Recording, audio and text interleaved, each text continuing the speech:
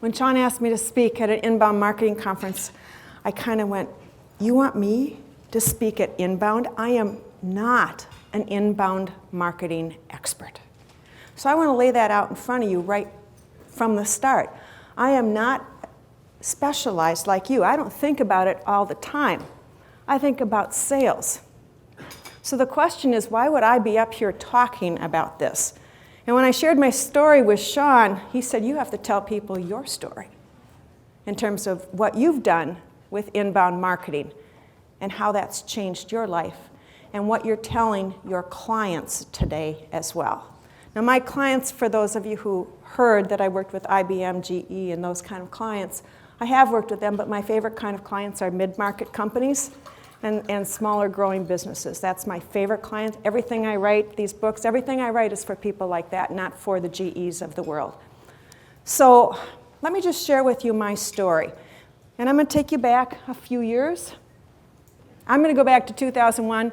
That's when I was a small, quiet consultant working out of White Bear Lake, Minnesota, with 3M as my biggest client and Amation as my second biggest client. I loved working for them because I didn't have to travel more than 25 minutes from my house to be with some of the biggest companies in the entire world.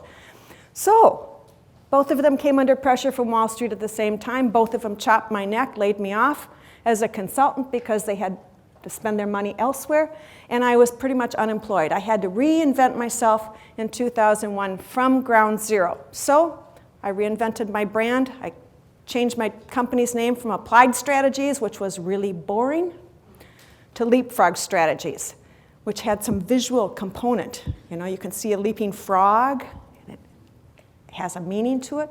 Anyway, I did that, and then I thought, you know what? I'm going to go online. So I found somebody who could help me do it. I really liked him. I got a bid for my first website, and it was for $3,000.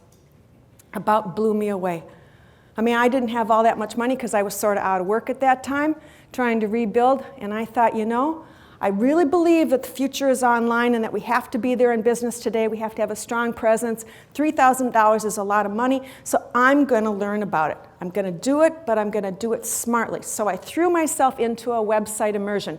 And I spent hours online trying to figure out what this world of the website was all about, what it was all about, and how did you have a good website, and what were people supposed to do. I learned about design, and I am not a designer in any shape, form, or manner, but I studied the design of the website. I also studied a concept that they called at that point stickiness, and I became enamored with the concept of stickiness, meaning how long can you get people to stick on your website? And the longer they stuck, the better chance you had of getting them as a client. So it became like my driving force, stickiness. And then I learned about web writing. Now, up to this point in my life, mind you, you're looking at these books, you're probably thinking I'm a writer. The only writing I had done up till the year 2001 were proposals for my clients. So I was not a writer. But I studied web writing, and I studied it because people said it was different, and I have this high school teacher who sits on my shoulder when I write, my grammar teacher. I don't know if any of you know that person, who's saying, you can't write. Oh, God, no, that is not good grammar. And she's constantly chewing at me. And I learned that she would hate web writing because it's so much more personal and more directed, and it's not with lengthy paragraphs, etc. But this is the kind of stuff I was learning. I was going, oh my God. And then, now I had all this knowledge up here. I thought, well, I have to figure it out a little bit more. So I said, I'm going to put on my client's brain. I'm going to sit in their shoes, and I'm going to research other people who are in the field like me, who have jobs like me. And I'm going to look at their websites as if I were my targeted client. So I put my client's head on, and I proceeded to look at over 200 websites. I know that sounds anal retentive, and perhaps it is, but on some of those websites I spent no longer than 5 seconds. They so turned me off when I had my clients' shoes on. Some websites, there were 4 or 5 of them that caught my attention. I printed out every page. I studied what was it that they were doing. And then I was ready to do my website. Now I knew what I had to have from a website layout perspective. I knew the hierarchy of my website. I knew the main topics that I wanted to have. I knew what was sticky, and I knew what I wanted to create. I'd never done any of this before, but now I knew, and I had to hire somebody to work with me to create the website. I became the wordsmith. He became the creator, the designer. So here's what I launched in 2001. This was my very first website ever. You can see the leapfrog. You can see the quantum leaps. I was playing off a lot of different things. I want to point out a few things to you because this was a very deliberate website. I thought heavily about it. My target market was sales professionals. If you look at the header, it says sales professionals. I immediately identified who I was shooting for in the front line.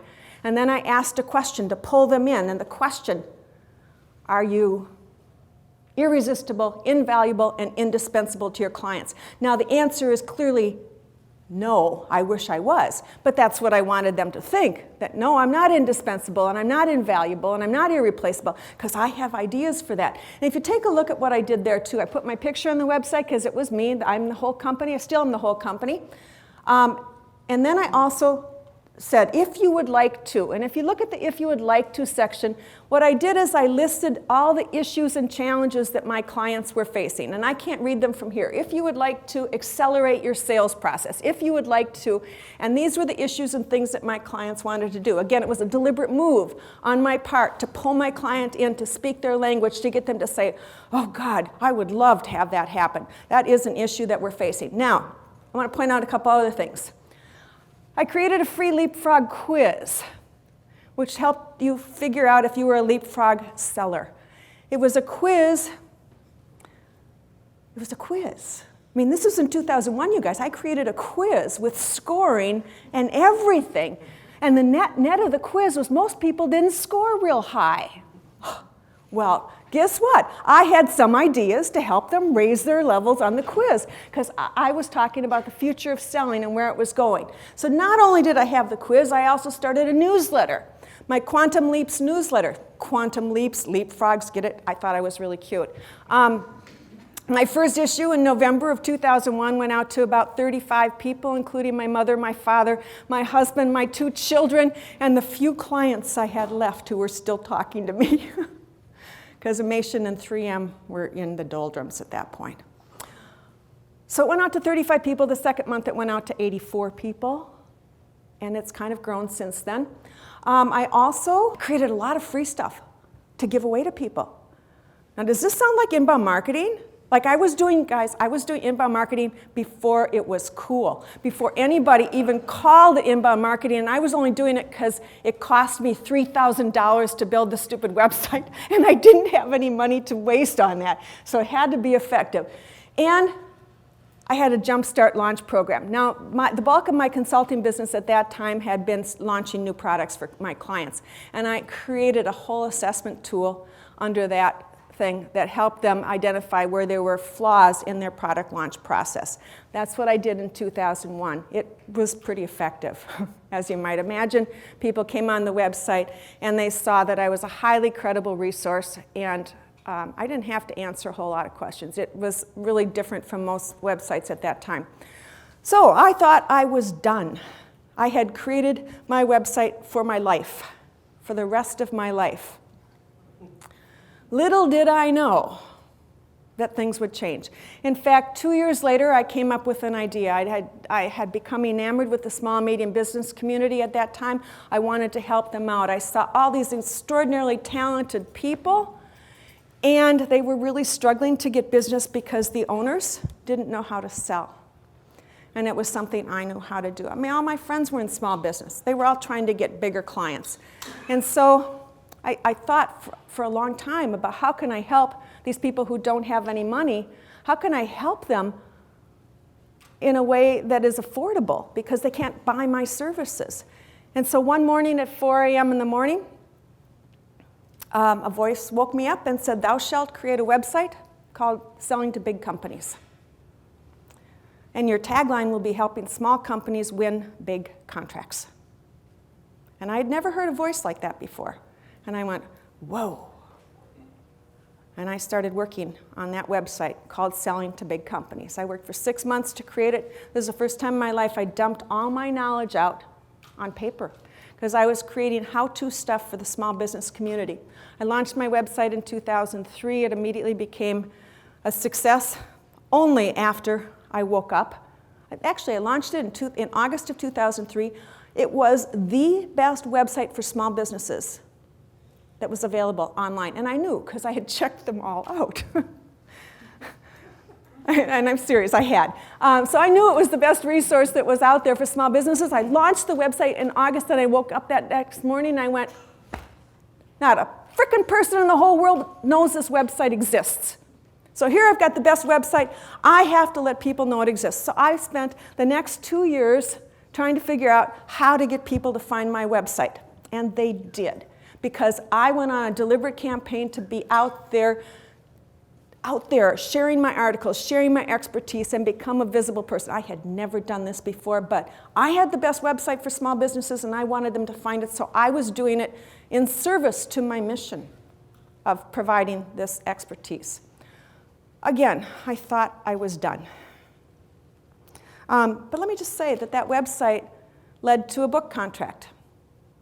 I had no intentions of writing a book, but as you see, I have a book called Selling to Big Companies. People found me, and I submitted a book proposal. In 2005, my first book came out. Again, I thought I was done. I thought I'd said everything in this book that I knew. I wasn't. So anyway, what happened, this website launched in 2007. I updated it to refresh my look, but also because what had happened is Selling to Big Companies had become my brand, and nobody knew who Leapfrog Strategies was, so I shut down Leapfrog, the $3,000 investment. Moved everything over to Selling to Big Companies, and I launched a blog about the same time too, and I became a blogger. I actually became a blogger a few years earlier, but this is what I moved to in my next iteration of Jill Konrath, Selling to Big Companies. And then, I thought I was done. But in 2008, the recession hit.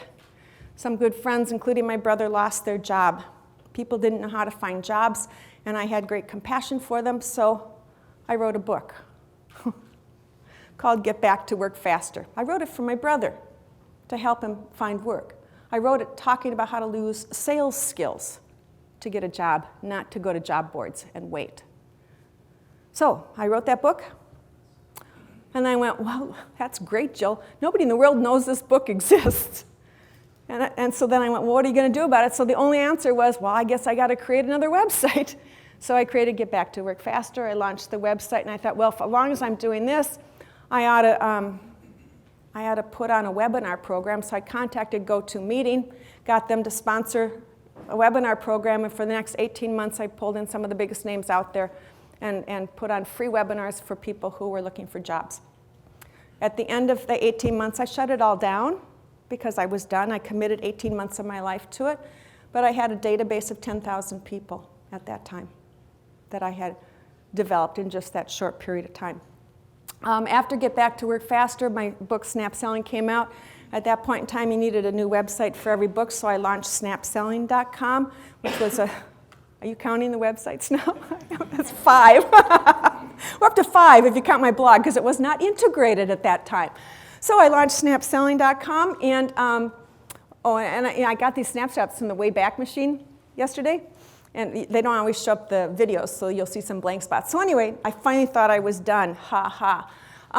Then I realized I needed a speaker website because I was getting called a lot to speak, and I thought, well, I better use my name on that one because that's what it is. So then I launched jillkonrath.com. Finally, I was done.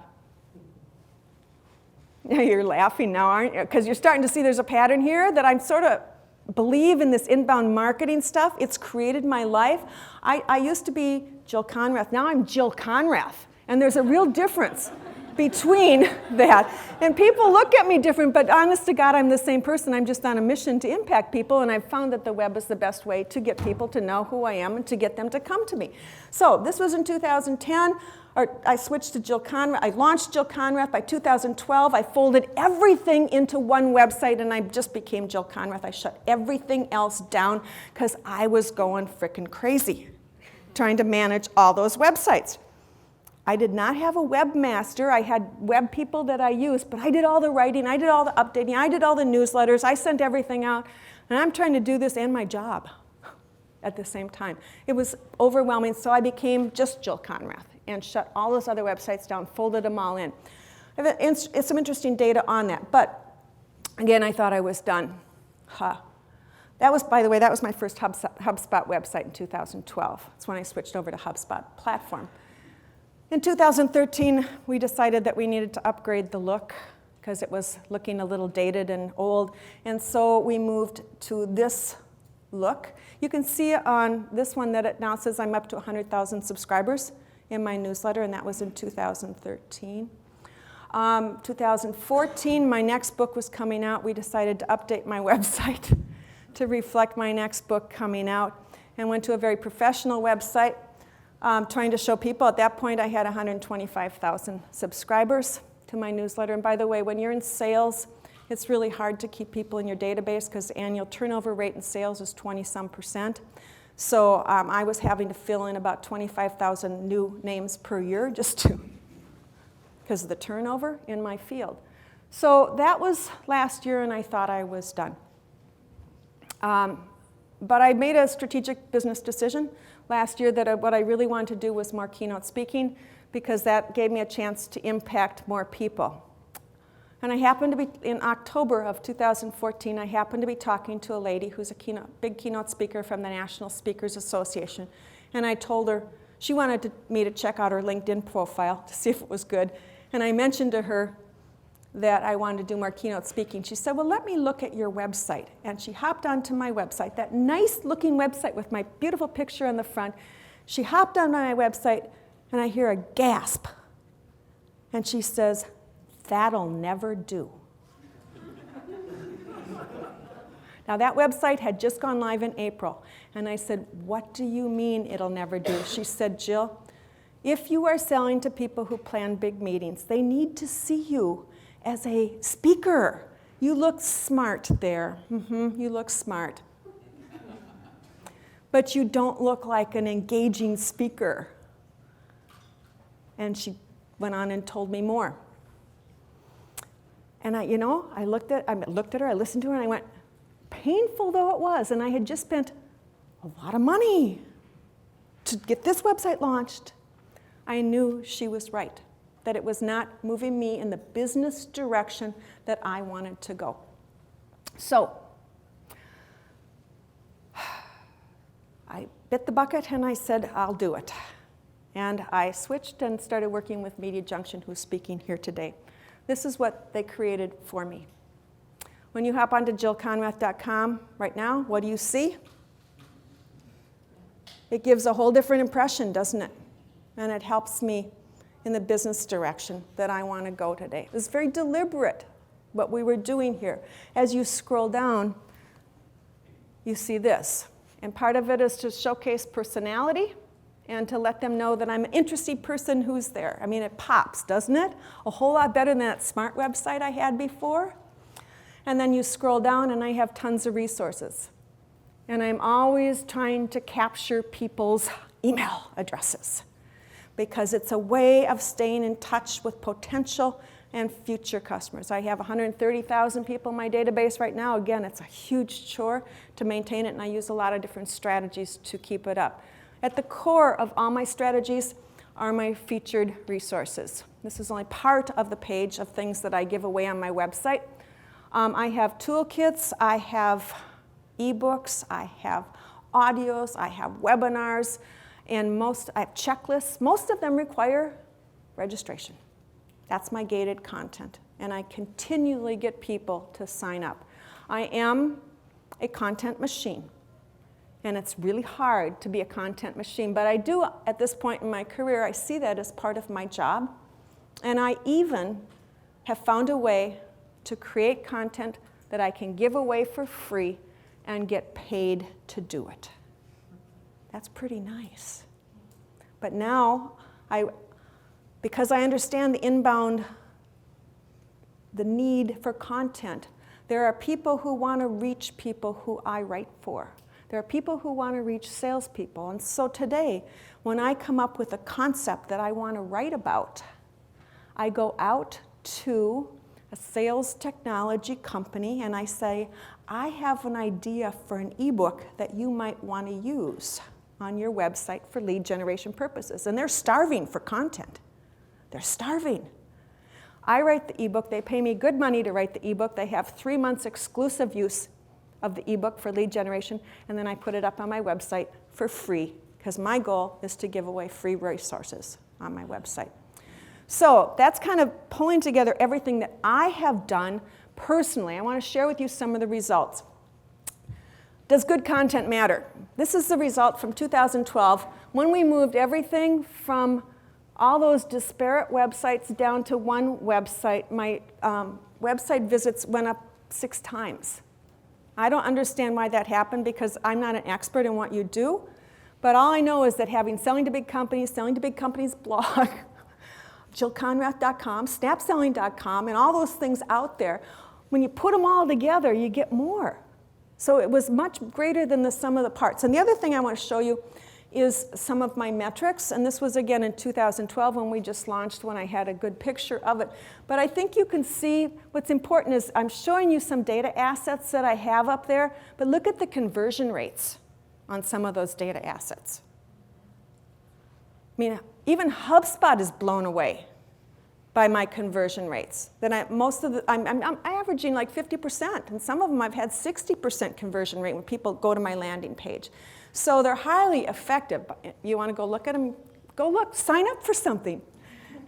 Join my database, and you'll see what I'm doing.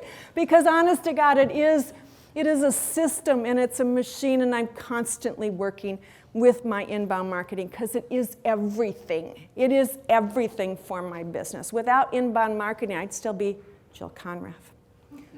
But I'm not. I'm Jill Konrath today, which is a whole different person.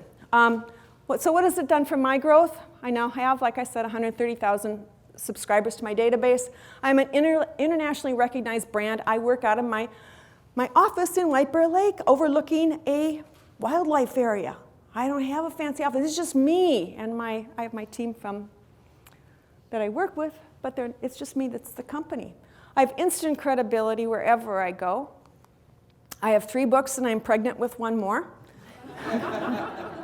I know. It's painful, you guys. You'd think you'd stop with 3. The other interesting thing for me is that it's totally altered my revenue model, and I've discovered revenue streams that I never imagined were possible with my database as well as content creation. So I am now lead gen bait for my clients. They will hire me to do a webinar to attract their target market. I just did one with Join Me on meetings, how to have live meetings for salespeople. I did one for LiveHive. I've done them for GoToMeeting. I do a lot of webinars for people, and they use me to generate leads. And I'm well aware that I am lead bait today, and I write for them and allow myself to be lead bait. And 100% of my business comes to me today.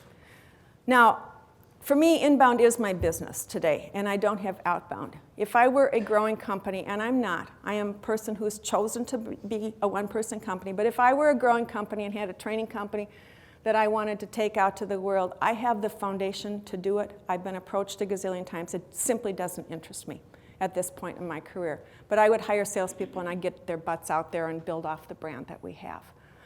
So I don't want to say inbound marketing is everything, but it's a foundation that you need for everything. Now I want to expand it in terms of what do these strategies mean and how can they catalyze your growth, because I don't just think about this for me, I think about it all the time. I mean, inbound marketing is essential. I mean, while I have a sales brain, it now cannot be separated from inbound marketing. They really go together. I get hired by clients to work with their sales teams. Well, the first thing I do when I'm talking to a client or a prospect is I go to their website to see who they are and what they're doing. And sometimes I gulp because it is so god-awful. And I think, oh, those poor salespeople. Now, all you are from the agency side or from marketing for the most part, you got to realize that the website defines the salesperson, and the content on the website if it's not good, it limits the ability of the salesperson to be successful. And this is what I see. And so often I have conversations with executives and talk with them about the quality of their website. And I actually go through the experience of many things on their website too. And I'll download things and see what they have, and I'll read their white papers, I'll do their case studies. I look at everything because to me it's all crucial for success. I don't do any consulting, I just give them my 2 cents, which they may not appreciate, but to me it's part of selling. You can't sell if that's what you have. A couple years ago, I was having a talk with HubSpot about this because I was so frustrated with some of the websites that my clients were struggling with. And again, I work for the sales side of the house. I don't work for marketing. But the websites were so bad, and we were talking about them, and I said to HubSpot, we got to do something about it. We have to put on let's put on a webinar. So HubSpot had me put on a webinar. This webinar is up on their website still today. How to create a website that sells. It was for the salespeople. It was to help entrepreneurs understand the critical importance of their website in driving revenue for their company. This was not the title that I originally proposed to HubSpot. They refused to accept that title, which was. But that's exactly how I feel. If a company's website sucks, it's hard to sell. It's really hard to sell. And so, to me, that's what this is all about. Inbound marketing supports the sales engine. And unless inbound marketing is there, it's really, truly hard to be successful today. And I believe it in every ounce of my body. So I have my own personal experience, but I also believe it from a customer's perspective. I see websites, and most of them look like this to me. Blah, blah, blah, blah. It's all about, let me tell you who we are. We specialize in, we're the leading company. I mean, everybody's the leading company who has state-of-the-art industries. They have wonderful service. They have all that garbage on their website, and it pretty much sucks. And when a client goes on it and they see all that blah, blah, blah about your company and who you are and how wonderful you are, they immediately think, oh, they're trying to sell me. Isn't that what you think when you go onto other websites that have all that blah, blah, blah? You go, oh, it's so self-serving. Who do they think they are? And you disregard all that. So they actually lose credibility as a user. The only thing to me that really matters is that you plug into your customer's mind. And if you remember, I said I did that from the very beginning. You know why? I'm a salesperson. And unless I understand how my customers think, what matters to them, what's important to them, and I can talk about the issues that matter, everything else is irrelevant. You saw me, I told you, when I did my research on 200 websites, I looked at things as if I were my customer. And I think that's really important, that every one of us needs to look at our website and the websites that we're creating as if we're the customer, because that's all that matters, what the customer thinks. I don't care if your website is gorgeous. If it doesn't have something that appeals to the customer, it is ineffective. It's got to be for the customer. So here's my summary. Your website is your best sales tool. It simply is your best sales tool. And if you want to grow your company, it is the engine that drives the growth. Yes, you need products. Yes, you need services. Yes, you need salespeople. You need everything. But the website is everything to me. To me, the website is everything. I don't think enough companies realize that. I really don't. I think it's constraining their growth much more than it should be. But that is the reality that I see out there. For those of you who are agencies, you may see a lot of these kind of crappy websites out there, and you might want to save some of these people. I have been in the saving business before, and I have to tell you that you can invest a lot of time trying to save somebody whose website is horrid. If you want to grow your business, and I'm talking about growing your business as an agency, then you have to work with people who at least have an ounce of knowledge that this is important, or else you'll be wasting all your time trying to get them to do things that they're not prepared to do. You need to start working with people who believe that their website is important. Don't try to save those who don't get it. I mean, that's the reality. They so don't get it. They're terrible time sucks, and they don't understand and value your expertise. For those of you who are with companies today, I really, really want you to do some research. If you don't already believe it, do some research like I did. Look at things from your customer's perspective. I mean, the amazing thing that you can find when you put on your customer's hat is that there are some things that really appeal to you, and there are some things that don't. But it's only from the customer's hat that it matters. That's all that matters. So that's what you have to stay with. This is the reality of our world today, and it's not going to change. Our customers go to our websites. They go to our websites and they check us out. They go to LinkedIn and they check us out too. This is a salesperson me talking now. You've got to have a good LinkedIn profile. Every one of you has to have a good LinkedIn profile, and it's from a sales perspective too. It's got to be good, and it's got to be a customer-focused LinkedIn profile. Because that's part of inbound marketing, by the way. Most people don't think of their LinkedIn profile as part of inbound marketing, but it is. And if you're not taking the same assets that you have on your website and putting them up on LinkedIn, or if your customers aren't doing that, they're missing an opportunity, because with LinkedIn you can upload every single white paper or ebook that you can create. You can publish every single article that you've put on your blog can be published again on LinkedIn, and should be, with direct links back to your website and something else on your website that you want them to take a look at. It's all part of the whole ecosystem of inbound. It's not just your website. It's taking that same content and going beyond to the greater world out there. It's also, if you really want to get savvy about it, it's taking a look at associations where your content could be valued as well, and sharing your content in as many different venues. To me, once you have content, you should be using it in as many ways as you can, in as many different venues. And the whole goal of everything is to drive people back to your website, to get them to sign up for something so you can continue to have the conversation with them. Unless you capture their email address, you don't have anything. They hop onto your website, they flit onto an ebook, they read an interesting article, and they disappear into thin air. They're gone. You'll never see them again. I mean, do you remember the websites you clicked on yesterday? Think about it. So you get your LinkedIn Pulse, right, in the morning, and it comes and it's got suggestions on things to read. And so you click on some of those things and you read, oh, that's an interesting article, and you might put it in Evernote and save it till later. But mostly you just go on to the next thing, right? That's what I do. I don't think I'm much different. Some of you may save it in Pulse or something like that. But mostly you just move on, and especially if you're doing research on something you want to buy, you just move on. You've got to capture people's email addresses. Because if you capture the email addresses, you are opening the door to further and further communications. There's nothing more important than email. It is the way to get in front of people. Being in their inbox is the most important thing. Your website is what makes it happen. So I don't know if that's answered your question about it. I do think about inbound marketing every day. Every day I wake up. I think I have a newsletter going out shortly. Do I?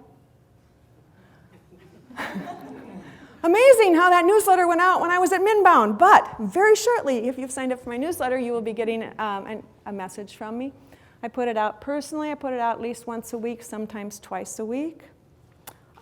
Sometimes it's content. Sometimes it's announcement about other people's content. A lot of people wonder how I've achieved a database of the size I have as just one person doing this. And I really want to say that first of all, it is a priority. It is a priority of mine, because as a salesperson, and again, I'm saying I'm a salesperson, but as a salesperson, I know that unless I'm, in regular communications with people and in their inbox, nothing will happen. So I stop and think, how can I grow it? Most recently, the best strategies that I have used involve partnerships with other colleagues in related businesses. So what I do with them, I recently put together an ebook with 4 other competitors, sort of competitors. We're in the same business, but it's a big world out there. You know that? It's a big world. So I put together an ebook with 4 of my competitors about the number 1 piece of advice you need to know. And we all marketed the ebook to our own databases. It was all set up on Rain Today's website. And Rain Today will be giving us the lists of everybody who signs up. So I may have sent, and usually when I send people a place, I will send 1,000 people to go sign up for these things. The webinar, I just promoted the webinar I did with Join Me, and we had over 1,000 people sign up for that webinar. So I'm sending 1,000 people. Rain Today is sending 1,000 people. Kyle's maybe sending 500, and somebody else is 250. At this point, I have a database, and we agree, we share the database, and then I have another maybe 3,000 people I can add to my database. So I'm not adding it one by one. I am doing things with colleagues, with people who are in related businesses. That's, I found, probably one of the best ways to do it, to support other people. If your company has an ebook, you can market your ebook, your colleagues can market your ebook. And you know what I've discovered? I used to feel like that would be wrong to market my colleagues' stuff or just, tell my friends about colleagues' stuff, that it was a bad use of my newsletter. And the very first time I ever did it, I sent people to an ebook. It was a really good one put out by a colleague. And the response I got from my database was phenomenal. People wrote back to me and they said, "Thank you so much for this ebook. It's excellent." And I went, "Oh, I'm a sharer of good information. That's how they see me. And I don't have to be the giver of all the good information. All I have to do is share good information, whether it's from me or from somebody else." And when I let go that I had to control everything myself, that's when I opened up to the greater possibilities. And that's what happened to explode my database, because I became a sharer, a resource, a conduit of good information with my colleagues. It's a big world, and we all have a place in it. Just to bring things together, I don't think there's any more excuses today for having a lousy website. I don't think there's any excuses for not using inbound marketing. It is the way, and to build a business without inbound marketing is perhaps the hardest thing that you can do. Again, I look at it from a sales perspective, and from a sales perspective, I want the base, the foundation to be there so the salespeople can sell. And every tool and asset that's created by marketing can be a tool and asset that's used by the salespeople in their communications. So what a lot of people don't realize is that the marketing assets are sales tools. Because if you create a good ebook, I can leverage that from a sales perspective and share it with customers and prospects who I'm nurturing. So look at it that way too. And if you're looking at investing in upgrading your website, which I don't know why anybody would ever want to update their website. I should talk, right? I could just keep doing that. I have addictive website disorder. I guess I'd summarize it like that. But honest to God, I don't think there's any excuses today for not having a website that is an inbound engine, and it's not that hard. If you make it a priority, it changes your business. And seriously, if you make it a priority, it changes your business. And I see it because it's changed mine 100%. That's all I have to say, but I want you to know that you have some really good people talking here later today who are going to expand on these concepts that I've shared and tell you a whole lot more how-tos. I'm kind of setting the stage, letting you know how vastly important it is and how it can change your business dramatically if you commit to it. But you have a whole ton of other speakers coming up later on today who are going to tell you how to do it. So thank you much, and I hope it's helped out and given you some good ideas. Thank you.